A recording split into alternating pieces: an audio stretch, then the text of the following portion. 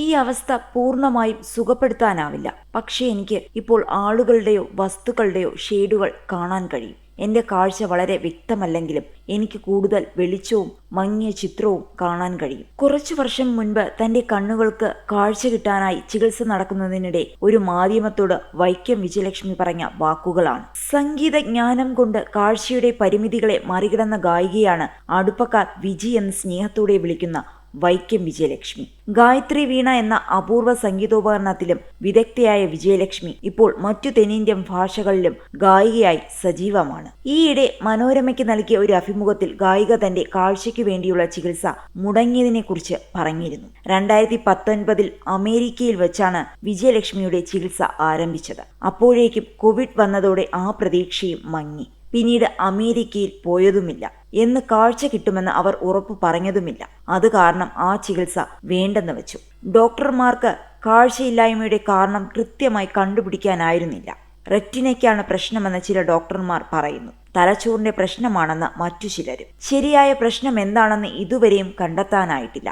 എന്നാൽ ഇപ്പോൾ ചികിത്സയ്ക്കായി ഇസ്രയേലിൽ പോകാനുള്ള തയ്യാറെടുപ്പിലാണെന്നും അവർ ഏകദേശം ഉറപ്പു പറഞ്ഞിട്ടുണ്ടെന്നും വിജയലക്ഷ്മി പറയുന്നു. അതുകൊണ്ട് തന്നെ വളരെ പ്രതീക്ഷയിലാണ്. അവിടെ പോകാൻ ഒരുപാട് കടമ്പകളുണ്ടെന്നും അതൊക്കെ എളുപ്പത്തിൽ നടക്കുമെന്ന് പ്രതീക്ഷിക്കുന്നുവെന്നും വൈക്കം വിജയലക്ഷ്മി പറയുന്നു. ഒരു വേള വിജയലക്ഷ്മിക്ക് കാഴ്ച കിട്ടിയെന്ന തരത്തിൽ ചില മാധ്യമങ്ങളിൽ വാർത്തകൾ വന്നിരുന്നു. അതോടെ ഒത്തിരി ബുദ്ധിമുട്ടുകൾ നേരിടേണ്ടി വന്നുവെന്നും വിജയലക്ഷ്മി പറയുന്നു. അതുകാരണം പലരും അത്തരത്തിൽ തന്നോട് പെരുമാറി. മുൻപിൽ വന്ന് നിന്നിട്ട് ആരാണെന്ന് പറയാമോ എന്നൊക്കെ ചോദിച്ചു. തന്റെ കാഴ്ചയെ പരീക്ഷിച്ചു നോക്കിയതാണ്. ആ സമയത്ത് ചിലരോട് ദേഷ്യപ്പെട്ടിരുന്നുവെന്നും എന്തിനായിരുന്നു അതൊക്കെയെന്നും വിജയലക്ഷ്മി ചോദിക്കുന്നു. ഇപ്പോഴും ഒരു ചെറിയ പ്രകാശം മാത്രമേ കാണാൻ കഴിയൂ.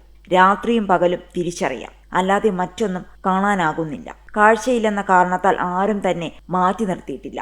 മറിച്ച് തന്നോട് കൂടുതൽ കരുതൽ കാണിക്കുകയാണ് അവർ ചെയ്യുന്നതെന്ന് ഗായിക പറയുന്നു. സഹപ്രവർത്തകരുടെ സ്നേഹത്തെയും പിന്തുണയും കുറിച്ചും വിജയലക്ഷ്മി ഓർക്കുന്നു. പുറത്തൊക്കെ സംഗീത പരിപാടികൾക്ക് പോകുമ്പോൾ ഒഴിവു ദിവസങ്ങളിൽ സ്ഥലങ്ങൾ കാണാനും മറ്റുമായി എല്ലാവരും പോകും. തന്നെ വിളിക്കുമ്പോൾ താൻ പറയും തനിക്കൊന്നും കാണാൻ കഴിയില്ല, പിന്നെ എന്തിനാ വരുന്നതെന്ന്. അതൊക്കെ പറഞ്ഞു മനസ്സിലാക്കി തരാം, വരൂ എന്ന് പറഞ്ഞവർ നിർബന്ധിച്ചു കൂടെ കൂട്ടും. അത്തരം പരിഗണനയൊക്കെ വലിയ സന്തോഷം തരും.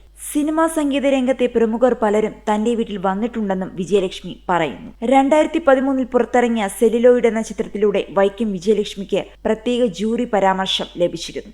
1981 ഒക്ടോബർ 7 വൈക്കത്ത് ജനിച്ച വിജയലക്ഷ്മി പിന്നീട് ചെന്നൈയിലേക്ക് താമസം മാറ്റിയിരുന്നു.